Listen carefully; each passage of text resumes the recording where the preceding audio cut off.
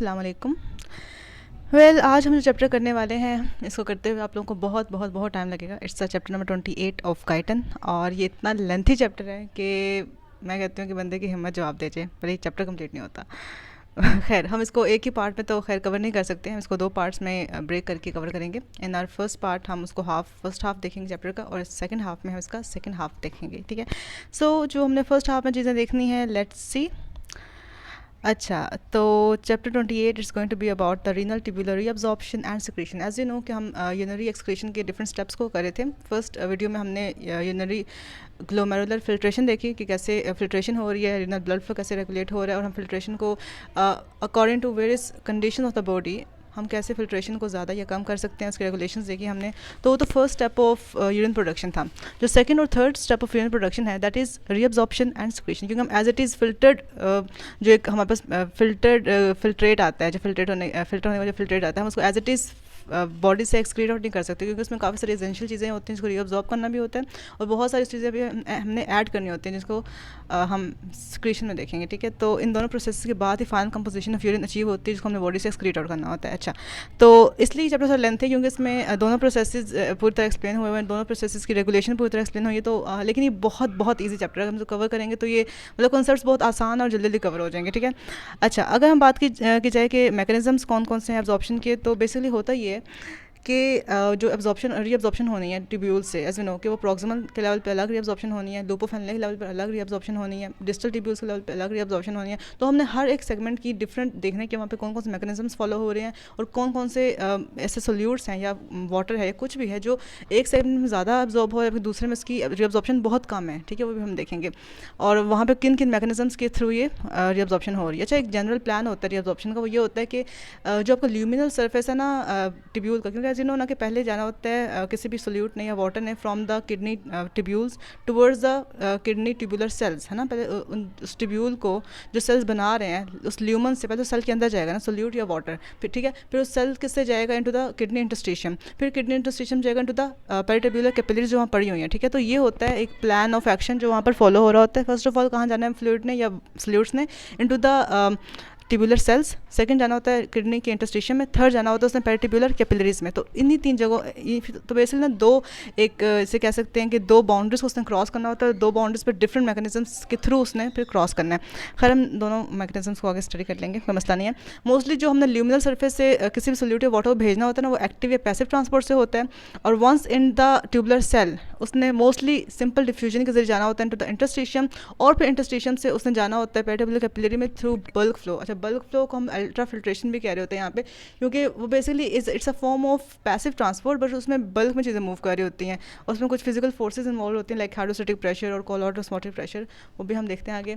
तो एक ये जनरल सा प्लान है कि जो फर्स्ट ल्यूमन से जाएगा इनटू द ट्यूबुलर सेल वो होगा बाय एक्टिव और पैसिव ट्रांसपोर्ट, जो ट्यूबुलर सेल से जाएगा इनटू द किडनी इंटरस्टिशियम वो होगा बाय सिंपल डिफ्यूजन, क्योंकि ट्यूबुलर सेल में उसकी अमाउंट इतनी ज़्यादा हो चुकी होगी कि उसको आगे मूव करना सिंपल डिफ्यूजन के लिए कोई बड़ी बात नहीं होगी। And once it's in the kidney interstitium उसने जाना है इनटू द पेरिट्यूबुलर कैपिलरी और वहाँ पर हो जाएगा बेसिकली थ्रू बल्क फ्लो, या हम उसको अल्ट्रा फिल्ट्रेशन भी कहते हैं, और वो हम देखते हैं कैसे होता है। अच्छा, एक बात और कि जो वाटर ने या किसी भी सोल्यूट ने मूव करना होता है थ्रू या बोल दें या फिर अक्रॉस द किडनी का जो एक जो ट्यूबुलर सेल्स हैं, तो वो पैरासेलुलर रूट भी फॉलो कर सकते हैं। पैरासेलुलर रूट ये होता है कि हम basically between the cells move कर रहे होते हैं, और अगर ट्रांससेलुलर रूट कि आप थ्रू द सेल्स मूव करें, अगर चैनल्स हैं उस सब्सटेंस के तो फिर तो थ्रू द सेल्स भी मूव कर सकती है वो सब्सटेंस, ठीक है। फॉर एग्जांपल जो आपके मोस्ट ऑफ द सोल्यूट्स हैं लाइक सोडियम आयंस हैं वो थ्रू द सेल्स मूव करते हैं, मतलब ट्रांससेलुलर पाथवे फॉलो करते हैं, जबकि जो वाटर है वो मोस्टली पैरासेलुलर पाथवे फॉलो करता है, वो between the cells through the tight junction. अच्छा, टाइट जंक्शन का जस्ट यहाँ पे नाम ही है, कोई इतने टाइट जंक्शन नहीं होंगे, इनमें से बहुत सारी चीज़ें फ्लो कर रही होंगी इजीली, ठीक है। तो जो वाटर होता है मोस्टली टाइट जंक्शंस के थ्रू पैरासेलुलर रूट फॉलो करता है, और बहुत सारे सोल्यूट्स ऐसे होते हैं जो ट्रांससेलुलर रूट फॉलो करते हैं because they are passing through the cells themselves, the cells of the tubules को बना रहे हैं सेल, राइट। तो ये हो गए कुछ mechanisms which we are going to follow while reabsorption of several substances. अच्छा, फिर बात की जाती है about the types of transport. तो दो तरह के ट्रांसपोर्ट होते हैं, the primary active transport and secondary active transport, जो हम फर्स्ट ईयर में फोर्थ चैप्टर में स्टडी करके आ चुके हैं। प्राइमरी एक्टिव ये होती है कि डायरेक्ट हाइड्रोलिसिस ऑफ एटीपी हो रही है उसको, और हमें किसी कोई भी हाई एनर्जी फॉस्फेट कंपाउंड की ब्रेकडाउन से एनर्जी ऑब्टेन हो रही है डायरेक्टली, उससे हम बोलेंगे प्राइमरी एक्टिव ट्रांसपोर्ट। बहुत से ट्रांसपोर्ट होते हैं जो प्राइमरी एक्टिव से होती हैं, for example sodium potassium ATPase pump, hydrogen potassium ATPase pump, इसके अलावा वो वाला कैल्शियम एटीपीएस पम्प। तो बहुत सारे जो पम्प्स हैं बॉडी के वो प्राइमरी एक्टिव ट्रांसपोर्ट ही फॉलो करते हैं क्योंकि वो एटीपी को क्लीव करके एनर्जी ऑप्टेन कर रहे हैं, ठीक है। इसके अलावा होती है secondary active transport. Secondary active transport ये होती है कि एक ट्रांसपोर्ट प्रोटीन है, ठीक है, उस पर एक सब्सटेंस यहाँ पर अटैच हुई एक साइड पे, दूसरी सब्सटेंस दूसरी साइड पर अटैच हुई, एक सब्सटेंस ने मूव किया अलॉन्ग द कंसंट्रेशन ग्रेडियंट, एक ने मूव करना है अगेंस्ट द कंसंट्रेशन ग्रेडियंट। तो जो along the concentration gradient move कर रही है ना वो थोड़ी सी एनर्जी जिसे कहते हैं ना कि देगी उस सब्सटेंस को जिसने against the concentration gradient move करना है। तो एज सच कोई डायरेक्ट एटीपी की ब्रेक डाउन नहीं हुई, लेकिन जस्ट जिसे कह सकते हैं कि towards the concentration gradient move करके ही एनर्जी रिलीज़ हुई, उसने अगेंस्ट द कंसंट्रेशन ग्रेडियंट वाले को एनर्जी प्रोवाइड कर दी, ठीक है। और ये जो हाँ एक और बात है जो जिसे कह सकते हैं कि टूवर्ड्स द कंसंट्रेशन ग्रेडियंट भी मूवमेंट हुई है ना वो भी किसी वजह से होती है, मतलब वहाँ पे भी बेसिकली पहले से एटीपीएस पम्प ने वहाँ पे काम किया होता है और वहाँ से किसी सब्सटेंस को against the concentration gradient move कराया होता है, तभी वहाँ पे थोड़ी जगह बचती है और वहाँ पे जिसे कह सकते हैं कि अलॉन्ग द कंसंट्रेशन ग्रेडियंट चीज़ें मूव कर रही होती हैं, उसके मतलब थोड़ा अजीब सा कंसेप्ट है। खैर ये भी हम आगे देख लेते हैं। अच्छा ये फिगर क्या कह रहा है, ये फिगर आगे ना आपको पैरासेलुलर पाथवे बता रहा है और ट्रांससेलुलर पाथवे बता रहा है कि थ्रू द सेल्स भी मूवमेंट हो सकती है और अक्रॉस और वो between the cells through tight junctions भी मूवमेंट हो सकती है। बस इसमें तो ये बात थी इम्पॉर्टेंट। अच्छा टेबल कौन सा वाला है, टेबल में डिफरेंट थिंग अमाउंट्स हैं, फिल्टर रीअब्जॉर्ब्ड फिल्टर लोड, खैर फिल्टर लोड हमने आगे देखना है वो कोई बड़ी बात नहीं है। अच्छा जी तो प्राइमरी एक्टिव ट्रांसपोर्ट में अगर हम सोडियम की एग्जांपल लें, सेकेंडरी एक्टिव ट्रांसपोर्ट में हम अगर ग्लूकोज और अमाइनो एसिड्स के एग्जांपल को देखें तो basically as I told you कि हमें तभी थोड़ी एक्सप्लेनेशन मिलेंगी चीज़ों की जब हम इनको with the help of example study करेंगे। Primary active transport as I told you कि बहुत सारे पंप्स होते हैं बॉडी में like sodium potassium ATPase pump, वो क्या कर रहा है बेसिकली सोडियम को it's against its concentration gradient move करा रहा है और पोटेशियम को against its concentration gradient move करा रहा है बॉडी में, ठीक है। और ये पंप जो है ना sodium potassium ATPase it's the most important pump in the reabsorption process, ठीक है। किडनी ट्यूब्यूल्स में हर जगह ये पंप एक्टिव है और ये होता कहाँ पर है, ये ल्यूमिनल सरफेस पे नहीं होता ये पंप, ये हमेशा होगा ऑन द बेसोलेटरल सरफेस। अच्छा ल्यूमिनल सरफेस ना ये वाली होती है जो बेसिकली डायरेक्ट ल्यूमन के साथ इन कॉन्टैक्ट है, जो किडनी ट्यूब्यूल्स की सर्फेस इन कॉन्टैक्ट है ना विद ल्यूमन, वो तो ल्यूमिनल सरफेस, और उसने उसके बाद जो किडनी इंटरस्टिशियम के साथ वो कनेक्ट होना है ना और दूसरे ट्यूब्यूल सेल्स के साथ कनेक्ट होना है वो होती है बेसोलेटरल सरफेस। अब बेसल सरफेस पे और लेटरल सरफेस पे तो होंगे सोडियम पोटेशियम एटीपीएस पंप, उसके ल्यूमिनल सरफेस पे कभी भी सोडियम पोटेशियम एटीपीएस पंप नहीं होते हैं, ठीक है। ये बात याद रखनी है हमने। ओके सो ये भी हो गया। खैर होता ही है ना कि सोडियम पोटेशियम एटीपीएस पंप करता है ये, इसका एक्शन ना ये ना यहाँ पे तीन से कह सकते हैं कि तीन प्रोसेसेस हो रहे होते हैं। बेसिकली तीन प्रोसेसेस ये हो रहे होते हैं कि first of all as I told you कि बेसोलेटरल मेम्ब्रेन पर सोडियम पोटेशियम एटीपीएस पंप है, वो क्या करेगा सोडियम आयंस को ना बहुत ही इसे कहते हैं कि बहुत एविडली पंप करेगा इनटू द किडनी इंटरस्टिशियम, ठीक है। सोडियम आयंस चलेगी ट्यूब्यूल्स के सेल से, अब ट्यूबुलर सेल्स में सोडियम आयंस की कमी होगी है, अब जो ल्यूमन है उसमें हम आगे से आगे सोडियम आयंस लाते जा रहे हैं, लेकिन ट्यूबुलर सेल्स में सोडियम आयंस हमने कम कर दिया, कैसे, क्योंकि सोडियम पोटेशियम एटीपीएस ने उसको भेज दिया इनटू द किडनी इंटरस्टिशियम। अब जो ल्यूमन है ना वहाँ से along the concentration gradient passively move करेंगे sodium ions into the tubular cells, ठीक है। और एक रीज़न तो ये है कि वहाँ पर सोडियम आयंस की कमी है तो एक इलेक्ट्रोकेमिकल ग्रेडियंट भी डेवलप हुआ है। सेकेंडली कि जब आप इतने ज़्यादा सोडियम आयंस पंप कर देते हो ना इंटरस्टिशियम, तो जो सेल्स है ना ट्यूब्यूल्स के सेल्स, वहाँ पर एक जो कह सकते हैं कि नेगेटिविटी क्रिएट हो जाती है -70 मिलीवोल्ट की नेगेटिविटी, और वो -70 मिलीवोल्ट फर्दर अट्रैक्ट करती है सोडियम आयंस को to move from the kidney lumen या tubular lumen into the tubular cells. तो ये एक प्रोसेस है जिसके ज़रिए sodium ions into the cells move कर रहे हैं और मतलब बेसिकली ज़्यादा तो पैसिवली रहे हैं, लेकिन पैसिव डिफ्यूजन इसी वजह से हो रही है क्योंकि जो बेसोलेटरल मेम्ब्रेन वहाँ पर sodium potassium ATPase pump actively sodium ions को इंटरस्टिशियम में पंप करता जा रहा है, और वंस इन द इंटरस्टिशियम वो आराम सुकून से वहाँ से पैसिवली भी डिफ्यूजन से या बेसिकली हम उसको बल्क फ्लो कहेंगे, बल्क फ्लो के जरिए पेरिट्यूबुलर कैपिलरी से मूव कर जाएंगे, हम वापस उनको अपनी बॉडी में ले जाएंगे। तो ये एक तरीका था कि हम प्राइमरी एक्टिव ट्रांसपोर्ट से सोडियम को रीअब्सॉर्ब करते हैं, और इसको हम प्राइमरी एक्टिव इसलिए कह रहे हैं क्योंकि ऑल द ल्यूमिनल सरफेस पे तो सिंपल डिफ्यूजन हो रही है, लेकिन जो बेसोलेटरल मेम्ब्रेन है वहाँ पर sodium potassium ATPase pump activate हुआ हुआ जो कि एटीपी क्लीवेज से एनर्जी ले रहा है, तो इसलिए हम उसे बोलते हैं primary active transport of sodium ions. अच्छा सेकंड है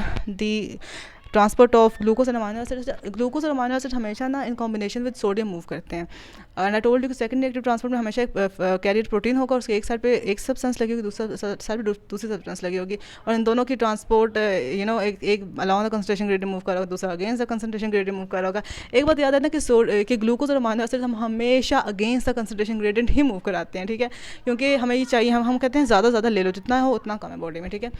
तो बेसिकली हम लोग पैसिवली सिक्रीट कर रहे होते हैं sodium ions into the kidney lumen, ठीक है, और उसके रिस्पॉन्स में हम एक्टिवली सिक्रीट कर रहे होते हैं glucose and our amino acids into the tubular cells.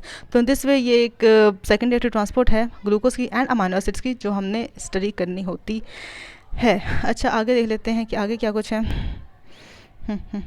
तो बस हमने स्टडी कर लिया है सब कुछ.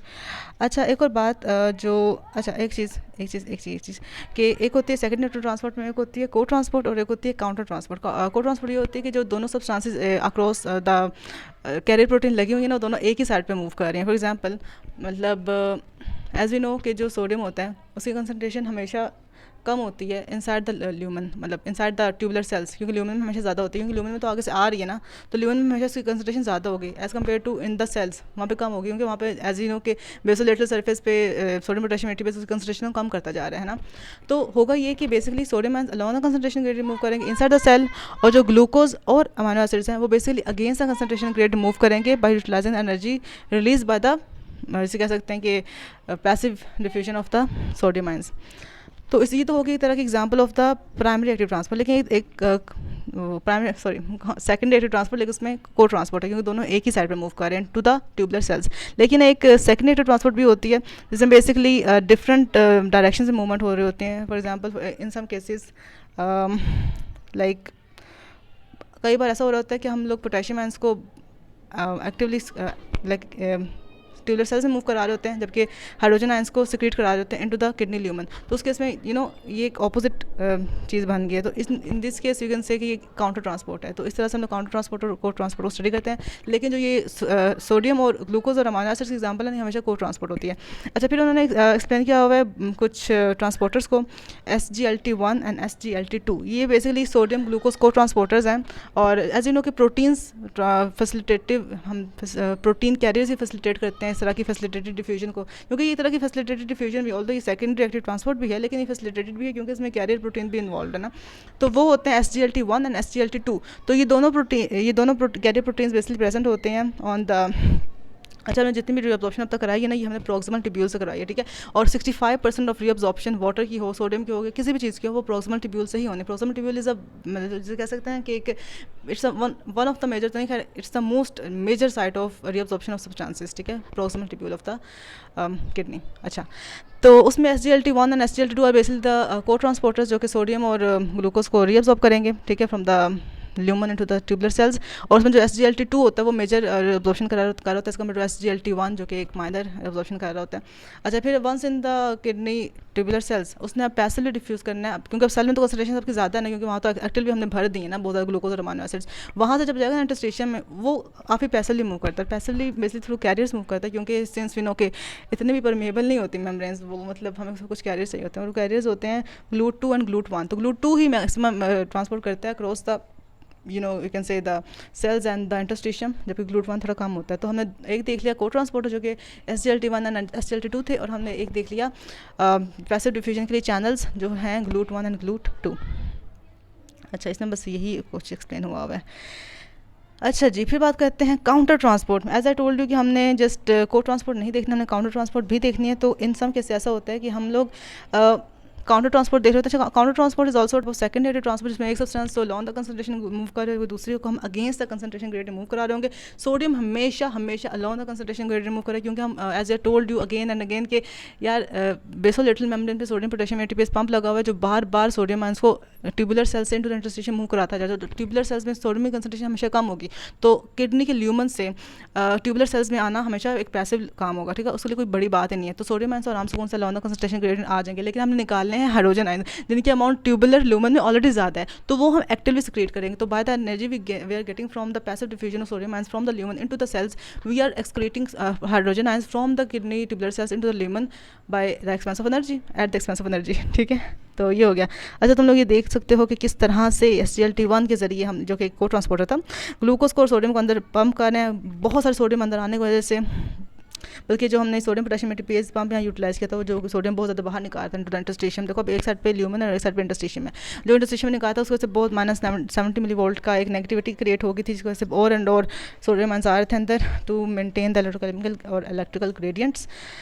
अच्छा जी, तो बस यही बात है, इसमें कोई नहीं मतलब मुश्किल चीज़ नहीं है, ये आसान है, काफ़ी काफ़ी आसान है। अच्छा, अभी बात की जाती है पिनोसाइटोसिस और प्रोटीन्स की, तो जस्ट एक्टिव और पैसिव डिफ्यूजन ही नहीं होती, एक बल्क ट्रांसपोर्ट भी होती है चीज़ों की, कि अगर बड़ी प्रोटीन्स इन केस अगर लीक हो गई हैं तो वो वापस आ सकती हैं by binding to the luminal membrane, और जब उसको बाइंड करेंगे आप इन्वेजिनेशन होगी मेम्ब्रेन की, और उनके वेसिकल्स बन जाएंगे, वेसिकल्स अंदर आकर डाइजेस्ट हो जाएंगे, अमाइनो एसिड्स में कन्वर्जन हो जाएगा, अमाइनो एसिड्स में एब्जॉर्ब हो जाएंगे to the kidney interstitium, then to the peritubular capillaries, वापस ब्लड में एंट्री ले लेंगे।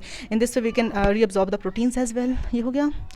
अच्छा जी, बात की जाती है ट्रांसपोर्ट मैक्सिमम की। अच्छा, ट्रांसपोर्ट मैक्सिमम क्या होता है? ट्रांसपोर्ट मैक्सिमम ये होता है, आप लोग याद होगा कि हर एक कैरियर प्रोटीन की सेचुरेशन हो जाती है, जिस उस मतलब उस सेचुरेशन बेसिकली ये होती है कि अगर वो एक सर्टन अमाउंट ऑफ सब्सटेंस को ट्रांसपोर्ट करा रहा है ना क्रॉस अ मेम्ब्रेन, तो वो एक पर्टिकुलर अमाउंट ही मतलब एब्जॉर्ब करा सकता है। उससे ज़्यादा अगर आप उसको दोगे ना तो उसकी सेचुरेशन हो जाएगी कि यार बस यार बहुत हो गया, तुमने तो मुझे मतलब बिल्कुल बेवकूफ़ समझ लिया, तुम मुझसे काम ही करवाते जा रहे हो, ठीक है।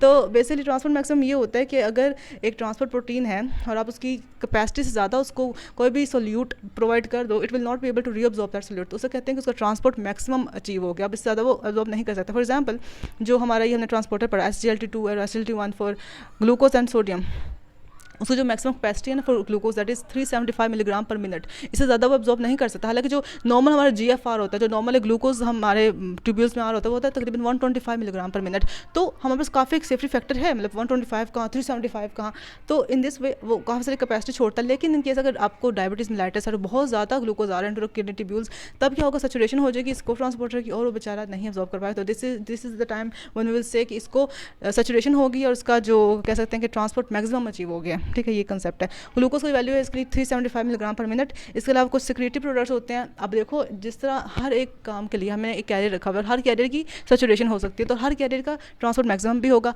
अच्छा, इसके अलावा जस्ट ग्लूकोज के लिए नहीं होते, और भी बहुत सारे सब्सटेंसेस लिए होते हैं ट्रांसपोर्ट मैक्सिमम। फॉर एग्जाम्पल, जो वेस्ट प्रोडक्ट्स हैं हम निकालने हैं हमारे ट्यूब्यूल्स से, क्रिएटिनिन है, पैरामाइन हिपोरिक एसिड है, उसके भी ट्रांसपोर्ट मैक्सिमम है। फॉर एग्जाम्पल, जो हमारा क्रिएटिनिन है उसका होता है तकरीबन 16 मिलीग्राम पर मिनट, और जो है पैरामाइनो हिप्योरिक एसिड होता है तकरीबन 80 मिलीग्राम पर मिनट। तो इन दिस वे उनकी भी ट्रांसपोर्ट मैक्सिमम आप याद रखो, ताकि आपको बताओ कि इससे ज़्यादा वो हम सिक्रीट नहीं कर सकते एट अ गिवन टाइम, तो फिर उनकी एक्यूमुलेशन होने लग जाएगी ना बॉडी में, जैसे डायबिटीज़ मेलाइटिस के पेशेंट में शुगर हाई होती है ना। अच्छा जी, फिर बात की जाती है कि हर जगह पर ट्रांसपोर्ट मैक्सिमम की वैल्यू एग्जिस्ट नहीं करती। फॉर एग्जांपल, अगर आपके बॉडी में कहीं पे पैसिव ट्रांसपोर्ट हो रही है, वहाँ पे कोई कैरियर प्रोटीन इन्वॉल्व नहीं है, उस कैरियर प्रोटीन की सेचुरेशन हो ही नहीं सकती, तो वहाँ पे हमें ये कंसेप्ट हमारा फेल हो जाता है ट्रांसपोर्ट मैक्सिमम का। तो वहाँ पर हम लोग कंसेप्ट लगाते हैं ग्रेडियंट टाइम ट्रांसपोर्ट। अब ग्रेडियंट टाइम ट्रांसपोर्ट क्या कहती है? वो ये कहती है कि इन दीज केसेस ना हमें किसी भी जिसे कहते हैं कि सेचुरेशन ऑफ कैरियर प्रोटीन पर डिपेंड करने की ज़रूरत नहीं है, हम डिपेंड करेंगे अपॉन दी ग्रेडियंट। जब तक किसी भी सब्सटेंस का ग्रेडियंट बना हुआ है, लाइक उसका कंसंट्रेशन डिफरेंस है अक्रॉस मेम्ब्रेन, तब तक उस सब्सटेंस की ट्रांसपोर्ट होती रहेगी, और जैसे वो ग्रेडियंट खत्म होगा तब उसकी ट्रांसपोर्ट खत्म होगी। जबकि इन अदर केस हमने देखा कि सेचुरेशन होने की वजह से ट्रांसपोर्ट बंद हो रही थी, लेकिन यहाँ पर जस्ट कंसंट्रेशन ग्रेडियंट ही डिटर्मिन करेगा ट्रांसपोर्ट होगी या नहीं होगी। सेकंड, हम उसको ग्रेडियंट टाइम ट्रांसपोर्ट इसलिए कहते हैं कि it will also be determined by the time for which the substance is staying in the kidney tubules. अगर ज़्यादा टाइम के लिए किडनी ट्यूब्यूल्स में रहेगी तो उसको इतनी ही ज़्यादा अच्छी एब्जॉर्प्शन या ट्रांसपोर्ट भी होगी। अगर वो कम टाइम के लिए रहती है और जल्दी से निकल जाती है तो उसकी ट्रांसपोर्ट डेफिनेटली कम होगी। तो इस दिस पे, और थर्ड फैक्टर उसको जो डिटरमिन करता होता है permeability of the tubular membrane. अगर उसकी परमेबिलिटी ज़्यादा होगी तो ज़्यादा सब्सटेंस एब्जॉर्ब होगा, अगर परमेबिलिटी कम होगी तो कम सब्सटेंस एब्जॉर्ब होगी। तो in this way gradient time transport वहाँ पर अप्लाई होता है कंसेप्ट, जहाँ पर ट्रांसपोर्ट मैक्सिमम का कंसेप्ट अप्लाई नहीं होता। तो these two are the concepts, और यही दोनों कॉन्सेप्ट बेसिकली किसी एक सब्सटेंस के लिए भी अप्लाई हो सकते हैं। फॉर एग्जाम्पल, सोडियम की जो एंट्री हो रही होती है, एज यू नो के स्टार्ट में तो वो बेसिकली ग्रेडियंट टाइम ट्रांसपोर्ट ही फॉलो कर रही होती है, ठीक है।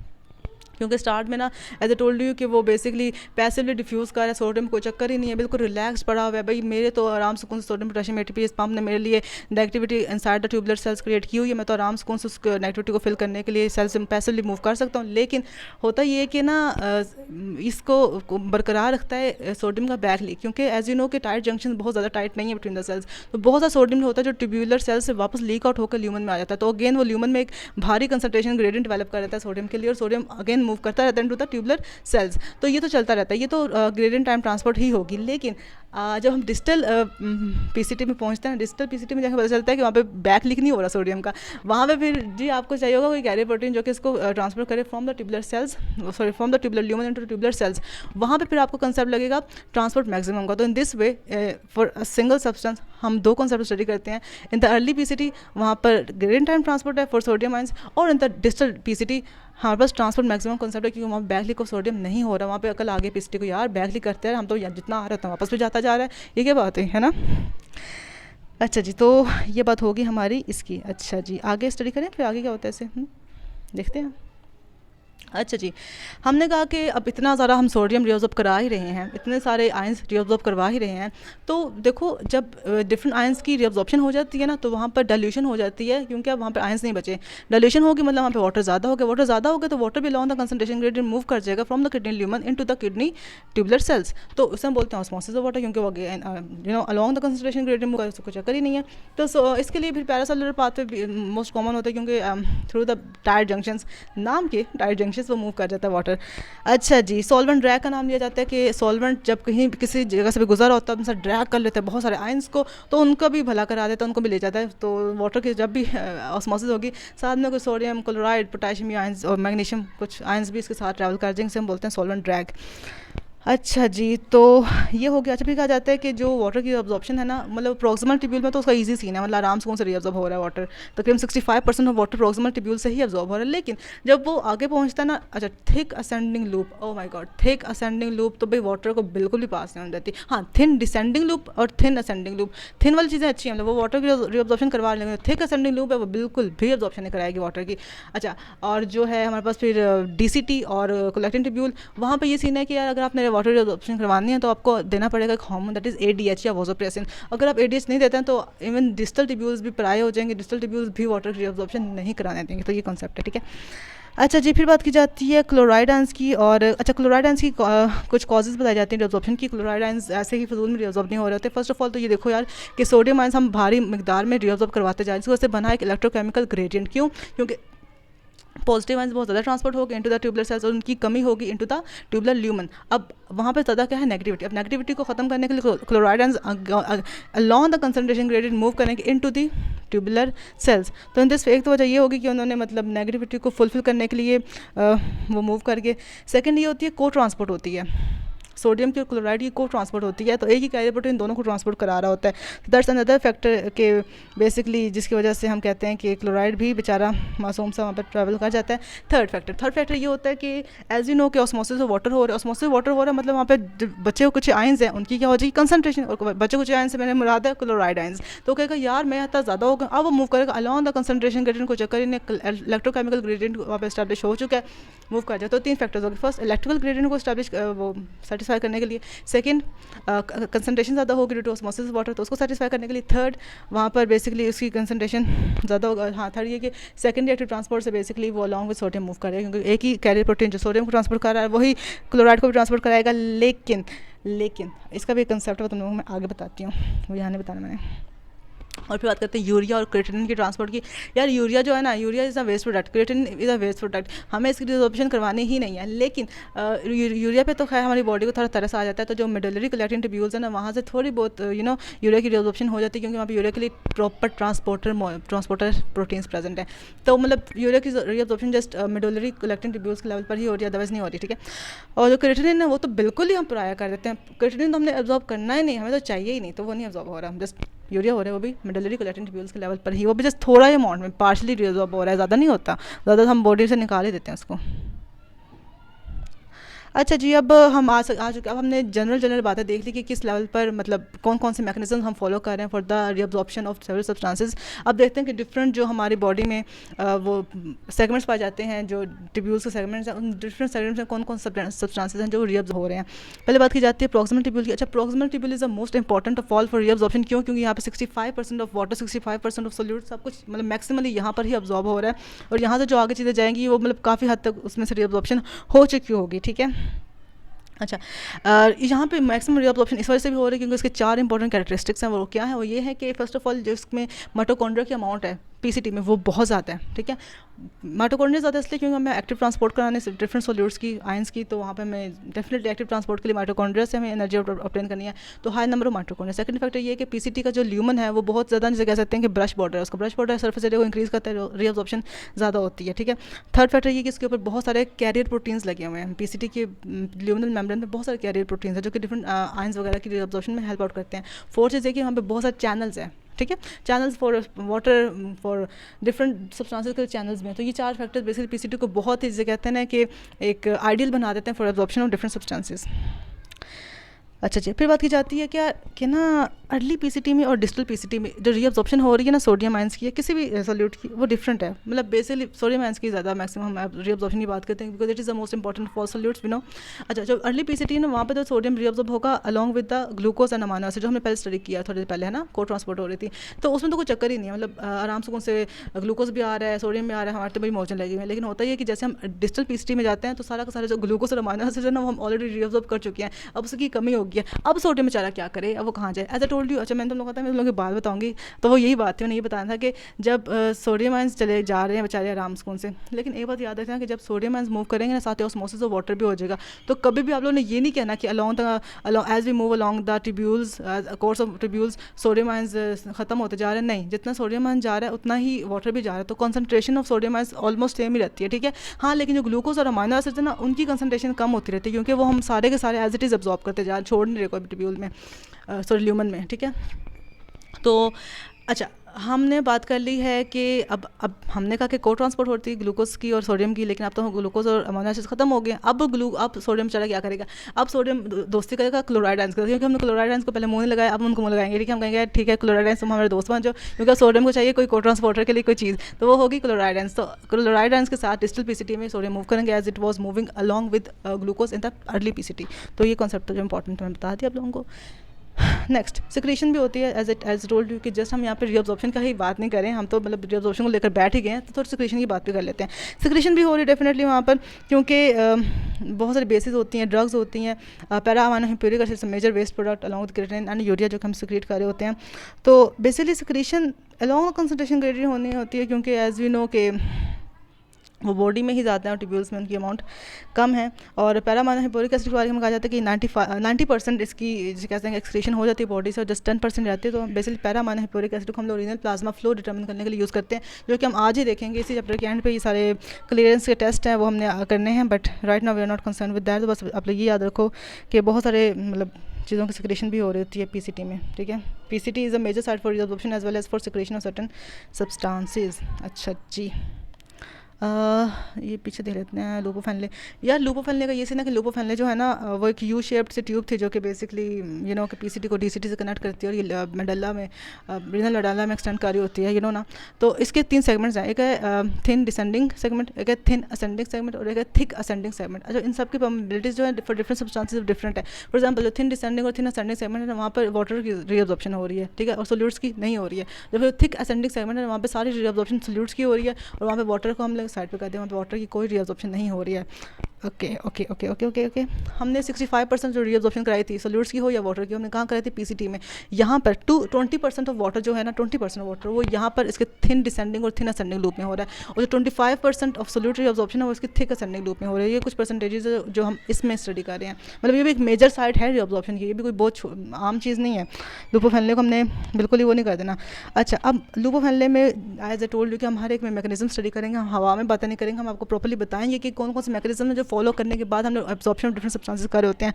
अच्छा, यहाँ पे भी मैं से टोल्ड यू बेसोलेटरल मेम्ब्रेन पे जब भी आपसे कोई पूछे ना आप आंखें बंद करके बताओ कि बेसोलेटरल मेम्ब्रेन पे हमेशा सोडियम पोटेशियम एटीपीएस पंप ही एक्टिवेट होता है। मेजर यही है क्योंकि उसी ने भी सोडियम को कराना है from the kidney tubular cells into the kidney interstitium, और फिर किडनी ट्यूबुलर सेल में अमाउंट ऑफ सोडियम कम होगी और फिर पैसिव डिफ्यूजन होगी from the lumen into the tubular cells.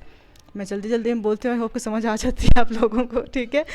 तो खैर अगर आप लोगों ने पिछली वीडियो देखें तो आप लोगों का एक पेस खैर बन चुकी होगी, क्योंकि यार ये चैप्टर इतना लंबा जल्दी नहीं पढ़ाऊँगी तो फिर ये मतलब 3-4 घंटे ले लेगा। खैर तो अच्छा, अब तुम लोगों ने मेरे साथ काउंटिंग करो कि कौन कौन सा हमने ट्रांसपोर्टर मॉलिक्यूल्स स्टडी करने हैं इन द लूपोफेनले। फर्स्ट हमने कौन सा किया, सोडियम पोटेशियम एटीपीएस जो अलॉन्ग द बेसोलेटरल मेम्ब्रेन प्रेजेंट था, जो बेसिकली सोडियम आइसो पंप करा रहा है from the kidney tubular cells into the kidney lumen.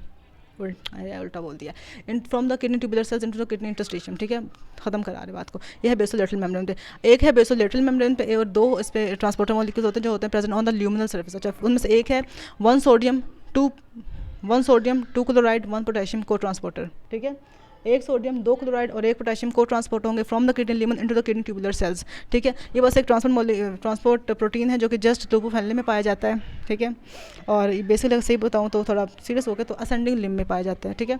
अच्छा, डिसेंडिंग लिम्ब में हमने कोई ऐसे ट्रांसपोर्टर मॉलिक्यूल्स नहीं देखे, क्योंकि डिसेंडिंग लिम्ब में जस्ट वाटर की ही रीअब्जॉर्प्शन होने, वाटर को कोई ट्रांसपोर्ट मॉलिक्यूल्स चाहिए नहीं होते, तो वहाँ पे हमने कोई स्टडी नहीं की। हम थिक असेंडिंग लूप की बात करें, सारे सोल्यूट्स में रीअब्जॉर्ब होना है, और वहाँ पर हमने एक बात कर ली सोडियम पोटेशियम एटीपीएस की, जो कि अलॉन्ग था बेसोलेटरल मेम्ब्रेन प्रेजेंट है। सेकंड वाला कौन सा है, one sodium two chloride one potassium cotransporter, वो कहाँ पे ल्यूमिनल सरफेस पे है, और इसने क्या करना है, इसने एक सोडियम दो क्लोराइड और एक पोटेशियम आयंस को रीअब्जॉर्ब करना है from the kidney lumen into kidney tubular cells. और इसका फ़ायदा क्या होता है यार, फ़ायदा इसका ये होता है कि ये जो ये ट्रांसपोर्टर है ना, ये जो एक पोटेशियम दो सोडियम, यार ये नाम याद कर लेना प्लीज़, मैं बार बार बोल के मुँह थक जाता है मेरा। तो यार इससे बेसिकली कुछ एक्ट करते हैं डायूरेटिक्स, ठीक है। वो डायूरेटिक्स कौन कौन से होते हैं, these are the furosemide, bumetanide and ethacrynic acid, नाम याद कर लेना। ये तीनों जो है ना, ये डायूरेटिक्स है जो इसको ब्लॉक कर दे। अब ये अगर ब्लॉक हो जाएगा तो डिफरेंट सोडियम पोटेशियम और क्लोराइड रीअब्जॉर्ब नहीं होंगे किडनी ल्यूमन से into the kidney tubular sales. उसका फ़ायदा ये होगा कि निकल जाएंगे, अब ये निकल जाएंगे तो वाटर भी इनके साथ निकल जाएगा। तो this is one of the diuretic mechanism जो फॉलो होता है by bumetanide, furosemide and ethacrynic acid, और रिएक्ट करता है किस पे, one sodium two chloride and one potassium को transport at the luminal surface of loop of Henle का थिक असेंडिंग लूप। खत्म होगी बात। अच्छा, थर्ड एक और ट्रांसपोर्टर मॉलिक्यूल होता है, वैसे काउंट करते हो, तीसरा वाला हम स्टडी करने वाले हैं, और ये भी ल्यूमिनल सरफेस पर ही होता है। इसका नाम होता है sodium hydrogen counter transport mechanism, जो हम ऑलरेडी स्टडी करके आ चुके हैं पीछे, तो वो यहाँ पर प्रेजेंट होता है, ठीक है। सोडियम पोटेशियम को काउंटर ट्रांसपोर्ट क्या करेगा, सोडियम को along the concentration gradient move करेगा from the kidney tubular lumen into the kidney tubular cells, और जो आपका जो हाइड्रोजन आयंस है उनको अगेंस्ट द कंसंट्रेशन मूव कराएगा from the tubular cells into the tubular lumen, तो डेफिनेटली हो जाएगा। अच्छा, फिर एक और बात की जाती है कि यार ये सब तो चीज़ें हो गई जो कि थ्रू वेरियस ट्रांसपोर्टर मॉलिक्यूल्स हो रही थी। काफ़ी बार ऐसा होता है कुछ आयंस होते हैं, cations, magnesium, calcium, sodium, potassium, जो बेसिकली मूव कर जाते हैं इनटू द ट्यूबुलर सेल्स, और ये long the concentration gradient move करते हैं, क्योंकि होता है कि ऑल्दो हमने बात तो की है कि one sodium two chloride one potassium cotransporter एक बैलेंस क्रिएट कर रहा है, लाइक जितने कैटायंस जा रहे हैं उतने आयंस भी जा रहे हैं टू द ट्यूबुलर सेल्स, लेकिन स्टिल ऐसा होता है कि कुछ बैक लीक हो जाता है कुछ पोटेशियम आयंस का इनटू द किडनी ल्यूमन, जिसकी वजह से वहाँ पे ना एक पॉजिटिव चार्जेस की ना एक्यूमुलेशन हो जाती है। इसकी वजह से फिर ना जो पॉजिटिव चार्ज की एक्यूमुलेशन होती है ना, ये बेसिकली ये पॉजिटिव चार्जेस मूव कर जाते हैं long concentration gradient into the kidney tubular cells. तो ये भी आपने यहाँ पर ध्यान रखना। दूसरी बात याद रखनी है कि यार ये जो होता है ना हमारा portion, it is totally impermeable to water. Ascending limb में कोई वाटर की रिजॉर्प्शन नहीं हो रही, मतलब आप जितना मर्जी एडीएच देते रहो, ये पोर्शन नॉन रिस्पॉन्सिव है टू एडीएच, और यहाँ पे कोई रिजॉर्प्शन नहीं होनी वाटर की।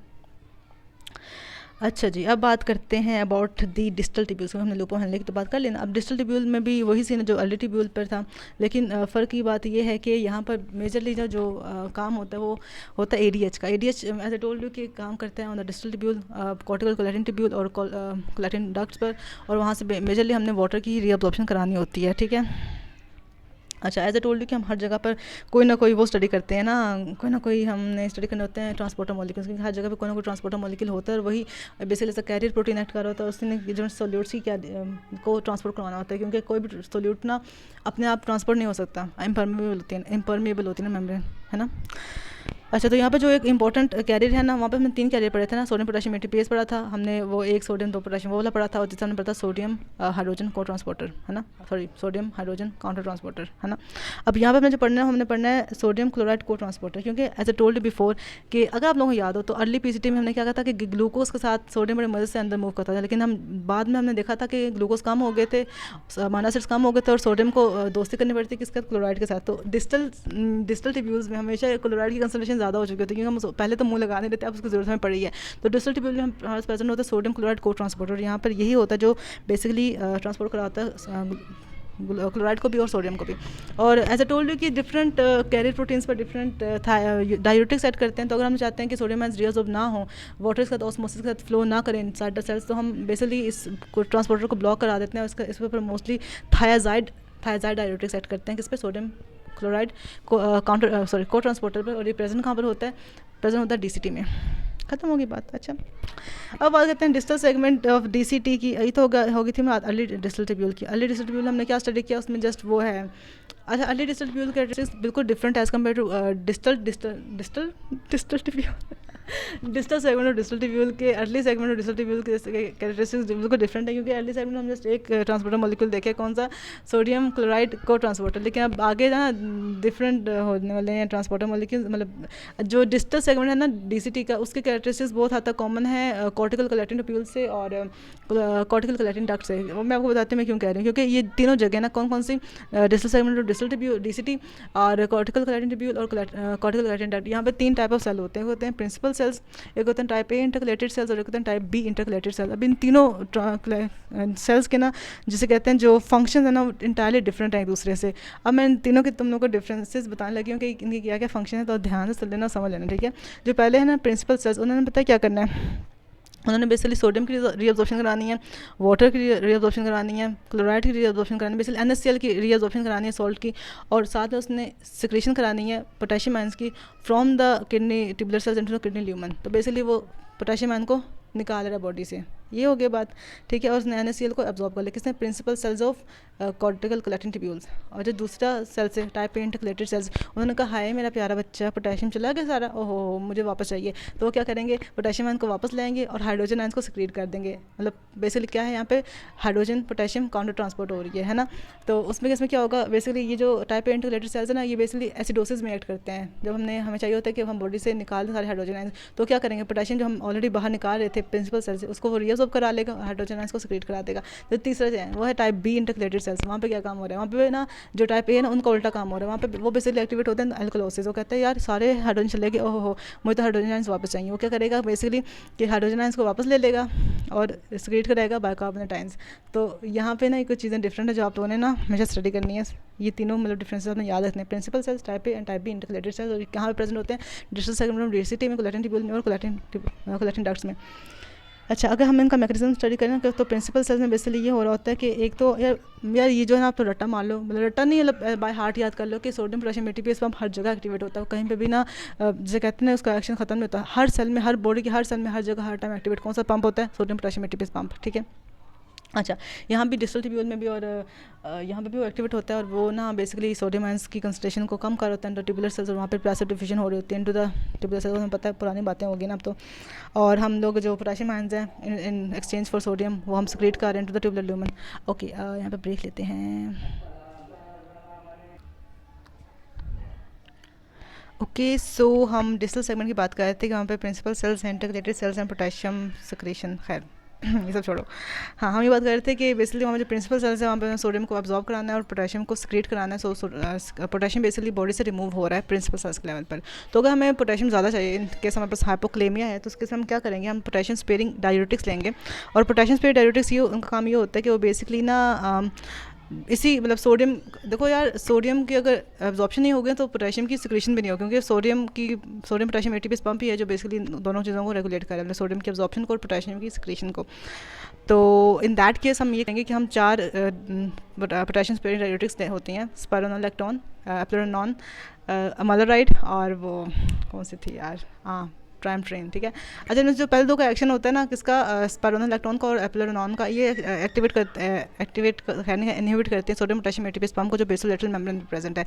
उस पंप को अगर ये इनएक्टिवेट कर देंगे तो कोई भी पोटेशियम सेल के अंदर नहीं आ रहा और कोई भी सोडियम इंटरस्टेशियम में नहीं जा रहा। तो डेफिनेटली अगर सोडियम अवेलेबल ही नहीं है इंटरस्टेशियम जाने के लिए, तो हम कैसे उसकी एब्जॉर्प्शन कराएंगे, और उसकी एब्जॉर्प्शन नहीं होगी तो डेफिनेटली पोटेशियम की एक्सक्रीशन भी नहीं होगी। तो इन दिस वे इन दोनों का एक्शन ये हो गया। और बेसिकली हम बोलते हैं कि ये ना एल्डोस्टेरोन एंटागनिस्ट है, क्योंकि जो एल्डोस्टेरोन होता है ना वो basically sodium potassium ATPase pump को ही एक्टिवेट कर रहा होता है, तो ये उसको इनहिबिट कर रही है। तो ये एल्डोस्टेरोन हम इनको एल्डोस्टेरोन एंटागनिस्ट भी बोलते हैं, किसको, स्पाइरोनोलैक्टोन को और एप्लेरोनॉन को। और जो तीसरी चौथी ड्रग थी कौन कौन सी थी, एमाइलोराइड थी, और दूसरी थी ट्राइमड्रिन। ये दोनों एक्ट कर रही होती है on the luminal surface sodium channels, क्योंकि एज यू नो कि सोडियम के चैनल्स होते हैं, कोई प्रॉपर पम्प्स नहीं होती ल्यूमिनल सरफेस मेम्ब्रेन, क्योंकि वहाँ पे तो जस्ट पैसिव डिफ्यूजन हो रही थी सोडियम की। तो ये उन चैनल्स को ब्लॉक कर देते हैं, उन चैनल्स को ब्लॉक कर देंगे तो कोई भी सोडियम ल्यूमन से जाएगा नहीं टू द ट्यूबुलर सेल्स, और अगर वहाँ पर नहीं जाएगा तो वहाँ से आगे सोडियम पोटेशियम एटीपीएस पंप के लिए भी कोई सोडियम अवेलेबल नहीं होगा। तो इन दिस वे आप लोग इस फिगर में आई थिंक नज़र आ रहा है, नहीं ये फिगर आई थिंक पुराना वाला है, नेक्स्ट नज़र आएगा, हाँ इसमें नज़र आ रहा है। तो आप देख सकते हो कि जो स्पाइरोनोलैक्टोन और एप्लेरोनॉन का एक्शन है वो सोडियम पोटेशियम एटीपीएस पंप पे है, और सोडियम की चैनल्स को ही ब्लॉक कर देना वो है अमालोराइड का और ट्राइमड्रिन का एक्शन। तो ये मैं बात कर रही थी। अच्छा, ये बात की जाती है कि टाइप ए और टाइप बी इंटीग्रेटेड सेल्स का क्या एक्शन होता है, तो मैं ऑलरेडी आपको मोटा मोटा सा बता चुकी हूँ कि पोटेशियम की रीअब्जॉर्प्शन और हाइड्रोजन की सिक्रीशन, ये होता है टाइप ए इंटीग्रेटेड सेल्स का एक्शन। और इस एक्शन को परफॉर्म कैसे करा रहे होते हैं, ऐसे टोल्ड यू कि एक पंप होता है पोटेशियम हाइड्रोजन एटीपीएस पंप, जो बेसिकली पोटेशियम आयंस को सिक्रीट करा रहे होते हैं, सॉरी रीअब्जॉर्ब करा रहे होते हैं, हाइड्रोजन आयंस को सिक्रीट कराते हैं इनटू द ट्यूबुलर ल्यूमन। और ये कहाँ पर पंप प्रेजेंट होता है, ये होता है ल्यूमिनल सर्फेस होता है ट्यूबुलर सेल्स। ओके, और इसमें क्या कराना है, हाइड्रोजन को सिक्रीट कराना है और पोटेशियम को रीअब्जॉर्ब करवाना है। यहाँ पे भी नज़र आ रहा होगा हमें, कहाँ पर है, यहाँ पर है, ठीक है, नज़र आ गया। अच्छा, एक बात याद रखना, हाँ यहाँ पे नज़र आ रहा है ना, ये देखो ल्यूमिनल सर्फेस पे sodium potassium sodium sorry potassium और हाइड्रोजन एटीपीएस पंप है। अच्छा, यहाँ पे एक बात याद है ना कि सबसे पहले अगर आपने हाइड्रोजन आयंस को सिक्रीट कराना है तो हमें उसको प्रोड्यूस कराना पड़ेगा। प्रोड्यूस कैसे होते हैं, by the action of CO2 with H2O बनता है H2CO3 कार्बोनिक एसिड, और फिर डिसोसिएट होता है into hydrogen ions and bicarbonate. अब एज यू सी कि हमें जब भी मिलेगा ना एक हाइड्रोजन आयन, साथ में मिलेगा एक बाइकार्बोनेट आयन, तो हाइड्रोजन आयन तो हम सिक्रीट करा देंगे इनटू ल्यूमन। अब हम बाइकार्बोनेट आयन को क्या करेंगे, उसको हम इसलिए रीअब्जॉर्ब करा देंगे as you can see here in exchange for chloride ion into the kidney interstitium. तो इससे हम लोगों ने अपनी अल्कलोसिस को भी अल्कलोसिस मतलब भी होगी थोड़ी सी बॉडी में, क्योंकि हमने बाइकार्बोनेट को एब्जॉर्ब भी करा लिया और जो थोड़ी बहुत एसिडोसिस हुई थी बॉडी में ऑलरेडी, उसको हमने ख़त्म कर दिया बाय द। तो इस तरह से देखो कितना डबल एक्शन हो रहा है, लाइक हाइड्रोजन आयंस भी निकलते जा रहे हैं और बाइकार्बोनेट आयंस भी हमें मिलते जा रहे हैं। तो ये टाइप ए इंटीग्रेटेड सेल्स का एक्शन है। जो टाइप बी का एक्शन है इंटायरली इससे ऑपोजिट है, मतलब कि इसमें जो हमारा जो एक ये पंप है ना, ये वाला क्लोराइड और बाइकार्बोनेट जो सब काउंटर ट्रांसपोर्ट बोल सकते हैं, काउंटर ट्रांसपोर्टर, ये ल्यूमिनल सर्फेस पे प्रेजेंट होता है, देखो नीचे नजर आया। और जो ये पोटेशियम हाइड्रोजन काउंटर ट्रांसपोर्टर है, ये वाला जो पंप वही होता है ऑन द बेसोलेटरल मेम्ब्रेन। अब उसका एक्शन ये होता है बेसिकली कि अब ना वो जो हाइड्रोजन आयंस है वो उसको पंप करा रहा है इनटू द किडनी इंटरस्टिशियम, और जो थे ना वो पोटेशियम आयंस उनको पंप करा रहे हैं into the kidney tubular cells, और जो बाइकार्बोनेट आयंस ना उनको वो किडनी से रिमूव करा रहा है, ट्यूबुलर सेल से रिमूव करा रहा है, और वो क्लोराइड आयंस को रिअब्जॉर्ब करा रहा है। तो अगर इनका जनरल बात करो ना, तो बेसिकली इंटर टाइप ए और टाइप बी का अपोजिट एक्शन है, और इनके जो ट्रांसपोर्टर प्रोटीन्स है, जो कैरियर प्रोटीन्स, वो भी at the opposite sides present है। In case of type A cells जो हाइड्रोजन पोटेशियम एटीपीएस पंप है वो at the luminal surface present है, और जो टाइप बी सेल्स है वहाँ पे potassium hydrogen ATPase pump at the basolateral surface present है। तो इनका काम भी ऑपोजिट है कि एक में हाइड्रोजन आयंस जिसे कहते हैं कि सिक्रीट हो रहे हैं, दूसरे में हाइड्रोजन आयंस रीअब्जॉर्ब हो रहे हैं। तो एक वाला पंप एक्टिवेट होगा इन एल्कलोसिस और दूसरा वाला एक्टिवेट होगा इनटू एसिडोसिस। इन एसिडोसिस जो बेसिक टाइप ए वाला होता है वो एसिडोसिस में एक्टिवेट हुआ होता है, जो टाइप बी वाला होता है वो हमेशा एल्कलोसिस में एक्टिवेट हुआ होता है। तो ये कुछ एक्शन था टाइप ए और टाइप बी इंटरकलेटेड सेल्स का। ओके, सो अब हम एक समरी से दे देते हैं डीसीटी की और कॉर्टिकल कलेक्टिव ट्यूब्यूल की। हम इसको यहाँ पर थोड़ा स्टॉप करते हैं पार्ट 1 को, और फिर नमाज वगैरह भी पढ़ते हैं, ठीक है। तो डीसीटी और कॉर्टिकल कलेक्टिव ट्यूब्यूल्स का समरी देखी जाए तो यही समरी है कि बेसिकली वहाँ पर यूरिया की रीअब्जॉर्प्शन नहीं होनी, क्योंकि यूरिया तो कहीं पर भी रीअब्जॉर्ब नहीं हो रहा other than medullary collecting duct. इसको रट लो, ठीक है, मेडलरी कलेक्टिंग डक्ट के अलावा कहीं पर यूरिया ने रीअब्जॉर्ब नहीं होना, ठीक है। एक तो बात हमने ये कहते कि वहाँ यूरिया रीअब्जॉर्ब नहीं हो रहा। सेकंड बात हम ये करने कि वहाँ पर तकरीबन 25% जो सोडियम आयंस है वो रीअब्जॉर्ब हो रहे हैं। और कैसे रीअब्जॉर्ब हो रहे हैं हम देख चुके हैं कि सोडियम पोटेशियम पंप होता है जो मेजर उसको एक फोर्स प्रोवाइड करता है for the sodium to be absorbed, ठीक है। थर्ड का हमने यहाँ पे ये देखना है कि यहाँ पे जो वाटर की रीअब्जॉर्प्शन है वो तभी होगी जब वहाँ पे ADH प्रेजेंट होगा। अगर आपके पास ADH प्रेजेंट नहीं है तो वाटर रीअब्जॉर्प्शन नहीं हो सकती है। मैं आपको बात पहले भी बता चुकी हूँ, ठीक है।